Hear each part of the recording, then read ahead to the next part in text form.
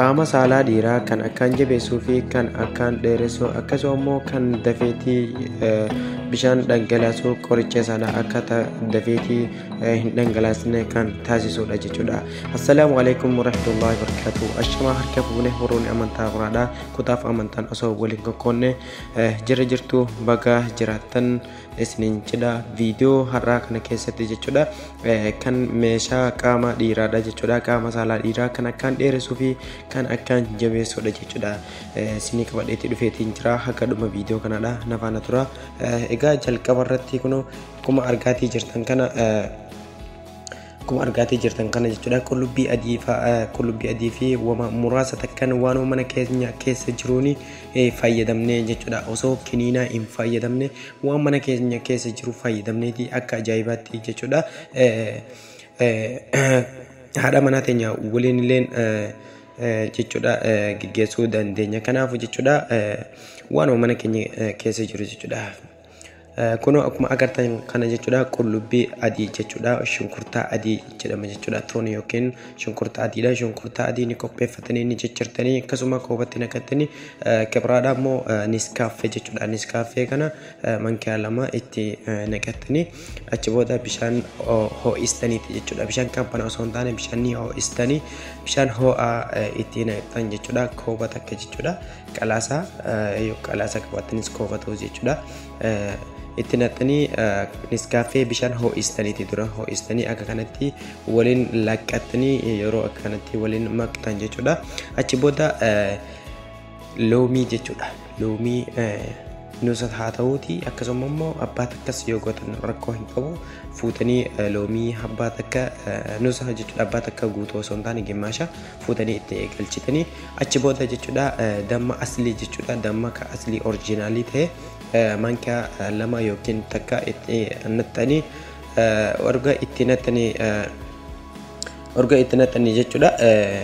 Achi booda waliin maktan jechuudha. Yoo kan daakamus ni jira yoo daakuu dhabdan akkuma kana gootan jechuudha. Akkuma mee viidiyoon isin agarsiisaatii jiru kana mankiyaa damma itti naqattanii akkasuma qullubbii shunkurtaa adii kana jechuudha itti nattanii niskaaffee itti nattanii waliin maktan jechuudha. Irra baay'ee namoonni hedduun jechuudha waanuma mana keenya keessa jiru bakkuma jirrutti itti fayyadamnu jechuudha. Shunkurtaa keessattuu shunkurtaa adiin akkaan jechuudha meeshaa qaama dhiiraa kan dheeressuu fi jajjabeessuu jechuudha. Fedhii qaama walqunnamtii saalaa akkaan dabaludha jechuudha. Kanaaf akka kanatti itti fayyadamtanii itti bulmaata keessan jijjiirachuu dandeessan jechuudha. Hordoftoota kee kabajamoo viidiyoon haraadhaa keenya kana fakkaata. Maaliif jennaan kanarratti waan an waraabeef jechuudha. Irra baay'ee hedduun keenya jechuudha kana rakkataatii jirru. Maaliif jennaan kiniina kan fayyadamutu jira. Kan kiniina fayyadamee booda kasaru yeroo kiniina dhabee kan itti dhiisu jechuudha.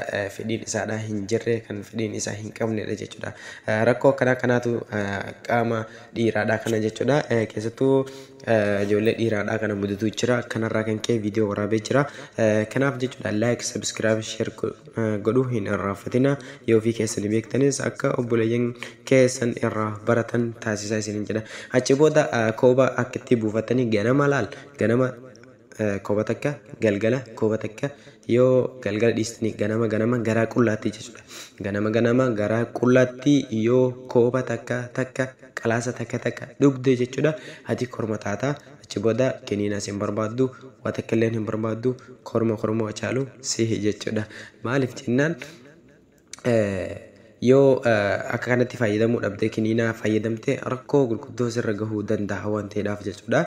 Obboleeyyan atilleen bileetti jaarsa kan keetiif dhaamtee akka kana godhu jechuudha.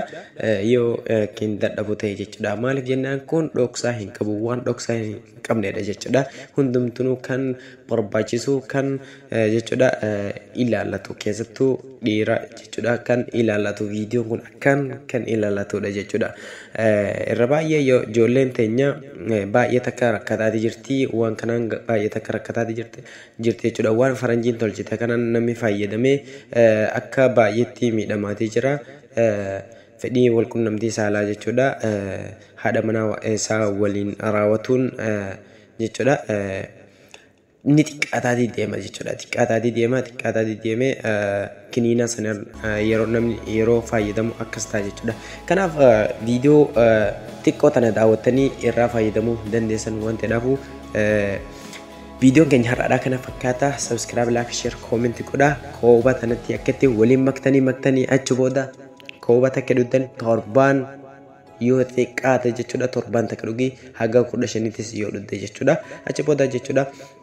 Ati uwwata akka hin barbaaddu hormataata jechuudha. Nagaan jiraadhaa hordoftoota kee kabajamoo haga viidiyoo biraatii walitti deebinu.